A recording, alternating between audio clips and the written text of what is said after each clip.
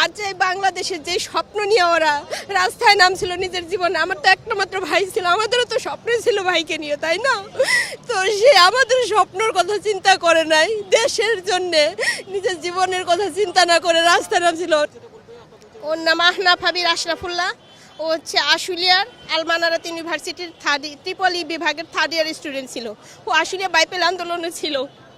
হাসিনা চলে যাওয়ার পরেও গুলি করছে, একটা ওর হাতে লাগছে প্রথমে, সেটাও ফেসবুকে পোস্ট দিয়েছে, যা পুলিশ আত্মসমর্পণ করেও গুলি করছে আশুলিয়া থানা পুলিশ। তারপরে সন্ধ্যার দিকে আবার ওকে গুলি করা হয়েছে। এখন আমরা চাই আমার ভাই, শুধু আমার ভাই না, বাংলাদেশে যত শহীদ ভাই বোনেরা আছে সবার বিচার, হাসিনাকে দেশে ফিরিয়ে এনে ওর যত সহযোগী ছিল, যারা নির্দেশদাতা ছিল, যারা ওদের নির্দেশ পালন করছে, পুলিশ, ছাত্রলীগ, যুবলীগ, যত লিগছে, সবার বিচার নিশ্চিত করতে হবে এবং আমার ভাইদের রাষ্ট্রীয় স্বীকৃতি দিতে হবে, ওদের কবরটা সংরক্ষণ করতে হবে। আর আজ পর্যন্ত কোনো সরকার, যারা সরকার সংস্থায় আছে, তারা কেউ এখন পর্যন্ত আমাদের শহীদ প্রতিবারটা নিয়ে বসে নাই, তাদের দুঃখের কথা শুনে নাই। তারপরে দেখা যায় কিছুদিন পর দেখতেছি অনেক শহীদেরই প্রদর্শনী হচ্ছে, ছবি প্রদর্শনী হচ্ছে, কিন্তু সেখানে তো সব শহীদেরই থাকার কথা, তাই থাকার কথা না?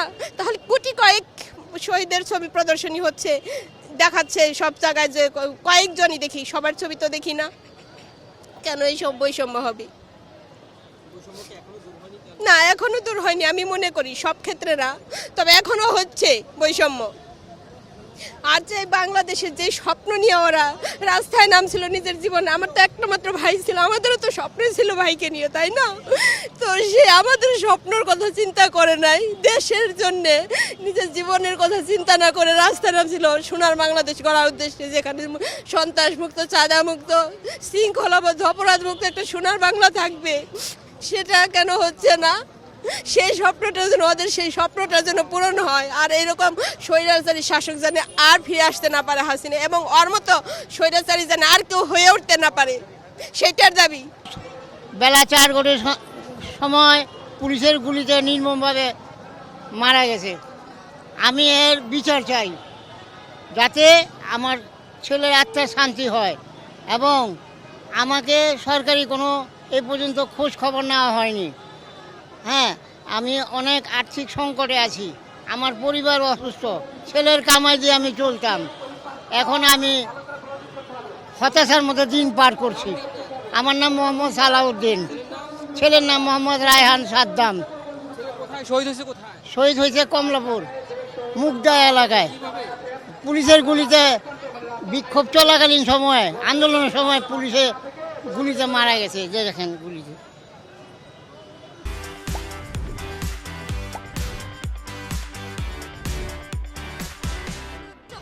10 নম্বর গুলচক্করে ওখানে আওয়ামী লীগ সন্ত্রাসীদের বাহিনীর হাতে আমার ভাই ওই যে ছাত্রদেরকে সেবা দিতে যায়, ওখানে আমার ভাই গুলিতে মানে আহত হয়েছে, নিহত হয়েছে। হ্যাঁ, নিহত হয়েছে।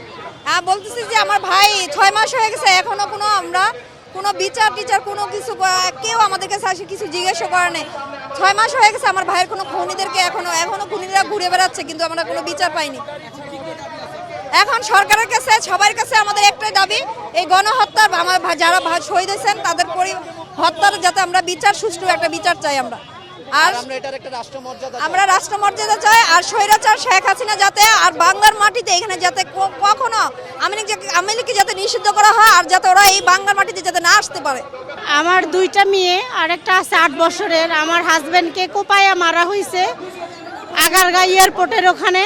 পরে আমরা হাসপাতাল নিয়ে যাই ওনাকে, মানে ওনারাই নিয়ে যায়। আমি বাসা থেকে পরে খবর পাই যে ওনা একটু আহত হয়েছে, তুমি একটু আসো। পরে যাই দেখি আমার হাজব্যান্ডকে মাথা, তারপরে হাতে, পুরো শরীর পিটাইছে। পরে হাসপাতালে নেওয়ার পরে উনি 16 তারিখে মারা যায়, 5 তারিখে আহত হয়। লাইফ সাপোর্টে ছিল উনি, লাইফ সাপোর্টে থেকে উনি মারা যায়। আমরা মামলা করি, মামলা করার পরে এখনও একটা আসামি ধরা পড়ছে, আর কোনো আসামি ধরা পড়ে না, তারা নিরিবিলি ঘুমাচ্ছে।